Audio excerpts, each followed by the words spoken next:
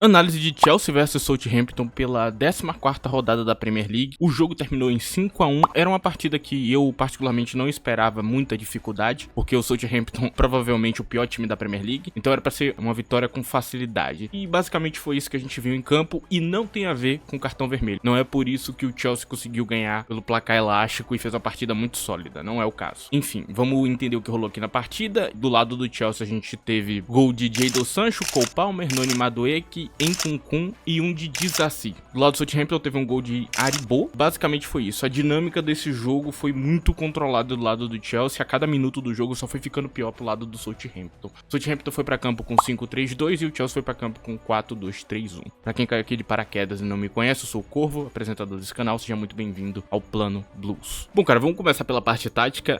O Southampton vai com essa formação pra campo. Parece uma retranca, mas de fato eu acho que não é. Pra mim o Southampton tá mais fazendo um jogo mais reativo do que necessariamente uma retranca. Eles não estão, tipo, não preocupados com atacar, na verdade, muito pelo contrário. O Southampton chega ao ataque. No começo do jogo, inclusive, essa foi a dinâmica. O Southampton atacando e o Chelsea atacando. Era um jogo de basquete, um pro lado, outro pro outro. O Southampton conseguindo ter algum controle das ações do jogo, que normalmente não é o objetivo do Chelsea, mas ele teve no início do jogo. E depois, com o passar do tempo, passa ali, acho que uns 20 minutos, a gente começa a controlar as ações do jogo e aí a gente começa a colocar o Southampton pra trás. Eles abrem mão da pressão alta pra ir pra uma pressão média e bater na nossa construção. Isso acontece porque se você deixar a pressão alta 45 minutos, você vai cansar seu jogador. E óbvio que você tem que jogar 90 minutos e não 20. E não o primeiro tempo inteiro. Você tem que jogar 90. Então, pensando nisso, óbvio que ele vai abrir mão da pressão alta pra não cansar os jogadores dele. E é o que ele faz. A ideia foi boa. Achei que o Southampton foi competitivo no começo do jogo. Mas não foi, por exemplo, a expulsão que atrapalhou o Southampton de ganhar essa partida ou de tentar empatar ela. Eles foram inferiores mesmo. Assim, é um time mais fraco. Inclusive, o que eu falei no início, né, que a minha expectativa era muito baixa. O Southampton, pra quem não sabe, eu coloquei lá no meu vídeo de previsões da temporada como o último colocado, rebaixado, infinito. E eu falei, não tem como esse time continuar na primeira divisão. Pra mim, não tenho nem pensar em errar nisso aqui. Eu já sabia que esse time seria massacrado. Eu não gosto muito do treinador deles, o Russell Martin. Eu acho que a ideia dele não cabe num elenco tão fraco. Vocês viram ele tentando sair dentro da pressão do Chelsea, né? Não rifando bola, por exemplo. Não pode dar bicão pra frente. O goleiro tem que sair na pressão. Isso não faz sentido, ok? Um time pequeno, são jogadores piores. Eles têm que ter o direito de poder rifar mais a bola, de poder sair de outra maneira, de tentar arriscar, de tentar achar a linha de passe. Mas não, eles têm que sair passando bola, quietinho, passe curto.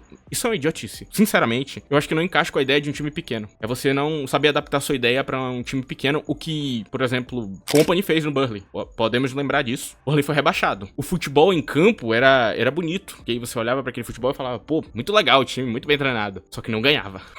E aí não adianta de nada esse futebol onde eu saio na pressão. E ainda mais quando o plano é nada. Tipo assim, eu acho o plano do Southampton é muito curto pra essa ideia, sabe? Tipo, do que adianta você sair nessa pressão se não gera nada no final do dia? Não tem uma ideia muito grande por trás, né? Não tem nada substancial por trás. Não é um treinador guardiolista. Pra mim, fechando aqui o caixão do Southampton, por isso que eu esperava nada. Esperava uma vitória fácil, goleada mesmo. Era o que eu já tava imaginando ali pro jogo. Não achei que a gente ia ter nenhuma dificuldade. Inclusive, eu deixei isso bem claro, ok? A única coisa que poderia dificultar é o nosso treinador, que passava alguma dificuldade anteriormente, quando tava na segunda divisão, para o Southampton. O que era muito estranho, inclusive. Mas acabou. Agora com jogadores melhores, ele não sofre mais com esse tipo de problema. A gente viu hoje na prática. Enfim, cara, e a dinâmica do Chelsea foi de controlar o jogo. No começo da partida teve alguma dificuldade, até pelo ritmo acelerado físico deles, né? Eu já falei, tem um custo, então eles têm que parar em algum momento. A gente se segura bem nesse começo de jogo e consegue chegar ao gol primeiro. Depois a gente toma um gol que foi muita surpresa pra mim, aquele gol foi um gol do nada. Erro de Disasi Adarabioyo, muita gente vai dizer que só foi de Adarabioyo, mas foi dos dois. Cara, como é que eu posso dizer? Ele chegou muito atrasado no lance. Assim, era um lance que é fácil de perceber. O cara que passou de Enzo Fernandes, ele percebe lentamente e a gente toma um gol, basicamente por causa desse erro aí de marcação. O único, ok? O resto todo mundo foi muito bem. Senti algum posicionamento muito acima da média, assim, os jogadores subindo demais, até os zagueiros. E óbvio, isso gera lacuna pra um contra-ataque, mas eles estavam com -1 quando isso começa a acontecer. Então, é um plano de Enzo Maresca. E inclusive no segundo tempo a gente viu, né? Os dois laterais muito altos. Era uma ideia ali de botar os dois laterais pra cima, porque tava com -1. Você tem que oprimir o adversário. Então você pode botar mais um jogador no ataque, tu põe, né? Pra aproveitar essa vantagem. E eu acho que até demorou pra gente ampliar o placar de 3-1, né? Demorou bastante. Basicamente foi isso. Essa foi a dinâmica do jogo. A gente viu os jogadores jogando muito bem, sem nenhuma dificuldade, sem nenhum atraso. Toma o primeiro gol e depois disso some o Southampton. A cada minuto que foi passando a partida, esse time foi ficando mais e mais pra trás. Cada vez mais com medo de fazer qualquer coisa em campo. Principalmente quando sai o quarto gol. Quando sai o quarto gol, fechamos o caixão do Southampton. A partir dali, o resto da partida deles foi só se defender. Foi só tentar conter os danos, né? Do que tava acontecendo na frente deles. Como eu disse, esse padrão ofensivo aí me gerou algum problema. Eu vi o Malo Gusto subindo demais durante a partida. Eu fiquei com algum medo da gente tomar um contra-ataque e um gol. E realmente, você gera lacuna quando você faz isso. Mas eles conseguiram administrar bem, ok? Malo Gusto, inclusive, ele melhora muito. Primeiro minuto de partida pro minuto final dele é uma melhora, assim, de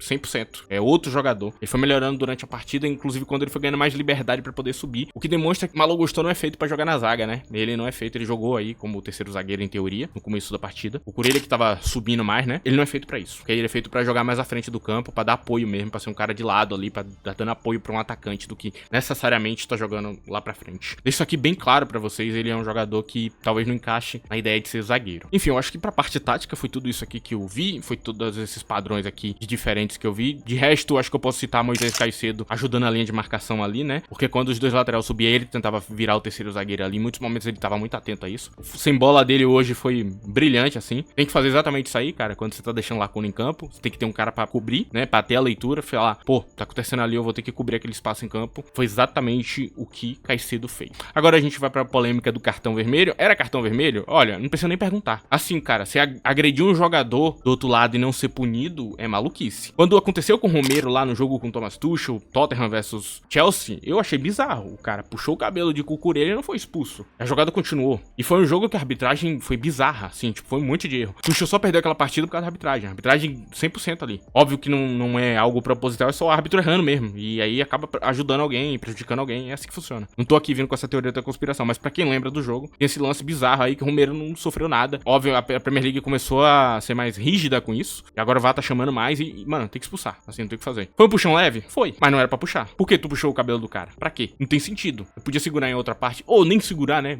Vamos entender que isso aqui não é futebol americano pra você estar se batendo e segurando com os outros. É pra jogar o campo. Pra se impor fisicamente e não pra puxar o cara. Então, eu entendo o vermelho e foi totalmente justo. Injusto é quando não toma vermelho fazendo esse tipo de situação aí, que é uma agressão no final das contas. Gostei que o Curê se jogou no chão, tem que fazer isso mesmo. Tem que dar show. Pra ver se eles marcam essa porra, mano. Ridículo a atitude, inclusive. O Southampton se deu bem, com -1, porque ele continuou jogando estável, apesar de que tomou um couro. Mas eles se mantiveram, ok? Não desabaram com -1. Como alguns clubes acaba acontecendo, você tem -1, o clube desaba, assim, tipo, desarma completamente. Não foi o caso. Inclusive, parabéns ao Russell Martin aí por conseguir equilibrar o time mesmo com -1 e ainda conseguir atacar em alguns momentos. Mas é claro que você notou que o ataque tava sem peça, né? Porque ele não subia mais o ataque. Ele tinha só pra 3 caras atacar na maior parte do tempo. Bom, aí a gente vai pra outra polêmica, e aqui eu sigo pra os torcedores, ok? Porque, cara, tem uns torcedores que eles estão procurando pelo em ovo. Assim, eu já vi que é um padrão e vai continuar acontecendo. Assim, eu lembro quando eu fiz minha análise de João Félix, eu falei muito bem dele na análise, mas eu citei que ele não era o segundo atacante, que ele é um meio atacante, pra jogar mais atrás do campo. Hoje ele faz isso muito bem, inclusive. O que aconteceu foi que muita gente veio zoar, achar engraçadinho e pá, nossa, tá exagerando o jogador e tudo mais. Não era o caso, ok? A análise tava certinha, inclusive ele tá fazendo exatamente tudo que eu falei na minha análise, ele tá executando muito bem exatamente onde eu falei. Falei que ele tava jogando na faixa errada de campo. Até o próprio João Félix já deve estar notando isso. Ele joga bem melhor de trás pra frente, vindo de trás pra frente, do que necessariamente tá na frente esperando a bola, né, pra pegar ela. Apesar de ter ótimas qualidades de finalizações, eu acho que é melhor jogando de trás pra frente. Hoje, ele não deu assistência no lance de palma, mas ele fez um passe brilhante, que quebrou toda a linha de marcação. Um passe que, assim, só jogador gênio faz. E foi muito bom. No meu vídeo também eu deixei claro que ele não era um craque, não era pra comparar ele com um craque nenhum, não é nenhum craque, mas é um jogador bom, é um jogador interessante. Inclusive, muitos desses jogadores que eu fiz análise e falei bem deles, estão jogando muito bem atualmente. Caso de Sancho, Madueke e muitos outros, que eu falei muito bem, e vocês estão vendo na prática o que eu tava falando, que tava certíssimo ali. Só que o problema é que tem um torcedor, cara, eu juro que tô tentando não xingar esse tipo de gente, mas é difícil. Que o cara, eu não sei o que é que ele quer. Eu juro pra você que eu não sei o que é que ele quer. O João Félix faz uma partida como ele fez hoje, que foi uma partida muito boa, apesar da nota dele não tá tão alta, foi muito boa.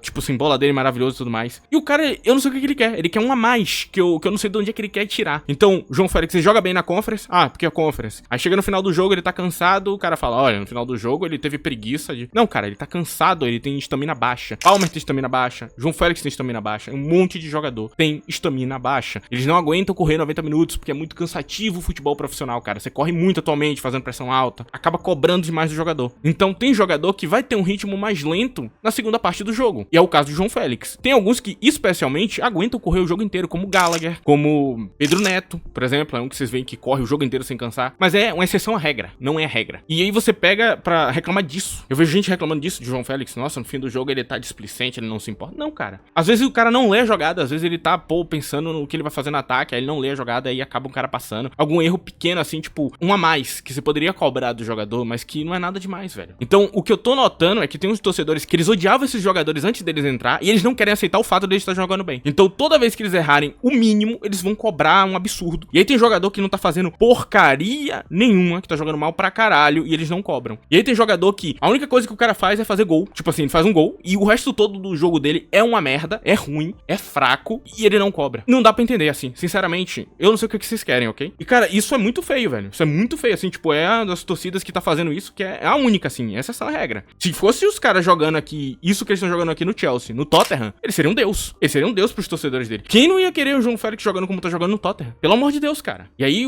a dinâmica desses caras é exatamente isso, cara. É ficar destruindo o jogador a cada errinho que ele faz. Ele quer ressaltar o erro e não o acerto. Aí fica difícil, cara. Desculpa, mas fica difícil de defender esse tipo de coisa. Eu entendo que você pode ter um ponto crítico, mas já passou do limite, assim. Toda rodada é a mesma coisa que o João Félix. Não importa como ele jogue, ele é um merda. Ah, ele ganhou nota 9, fez 2 gols na conference. Ele é um merda. Foda-se. Não faz sentido, cara. Ah, não, mas é porque foi muito fácil a partida. Então vai tu lá jogar, mano. Então vai tu lá jogar. Se é tão fácil assim ser jogador profissional, cara. Assim, com todo respeito, eu não tô mais aguentando isso aqui, cara. É o tipo de coisa que eu leio assim, eu já fico puto. Porque, cara, o cara tá jogando bem. É igual em Kunkun. Ele entra no fim das partidas, ele faz uma marcação perfeita, ele faz a parte dele, a função que ele tem que fazer, e o cara reclama, pô, não fez gol. Não teve oportunidade de gol. O jogo de hoje, vocês viram, ele joga na Premier League, ali como 9, finaliza perfeito, faz um gol que, por exemplo, Nicolas Jackson ia fazer também. E é isso. Você tá vendo que não tem nenhum bicho de 7 cabeças, ele não tá abaixo, como a galera tá falando, né? E o resto do jogo dele é muito melhor que o de Jackson. Ele é um jogador melhor, e você tentar dizer que não, é você tá com um chapéu de alumínio na sua cabeça, cara. Pelo amor de Deus, bota a mão na consciência do que você tá falando, velho. O Madueke, cara, não importa o que ele faça, mano. Se ele curar o câncer, ele é um merda. Eu não entendo mais. Assim, sinceramente, tem uns caras assim que eu não entendo mais. Eu não vou mais entrar em detalhe. Se você odeia o jogador antes dele entrar aqui, sei lá, se tem alguma rixa com o jogador, larga a mão um pouquinho, assim, dá um pouquinho o braço a torcer. Porque não tá fazendo mais sentido. Sancho é a mesma coisa. Hoje ele entrou perfeito, pá, fez um golaço, assim. Eu vi gente falando, porra, esse Sancho aí, cara, tá vendo? É por isso que é banco de reserva. Porra, vai tomar no cu, mano. Com todo respeito, assim, vai se fuder quem faz isso aí, mano. Porra, é sério, eu já bateu já o limite, assim, do aceitável, mano. Não dá mais, assim, não dá mais.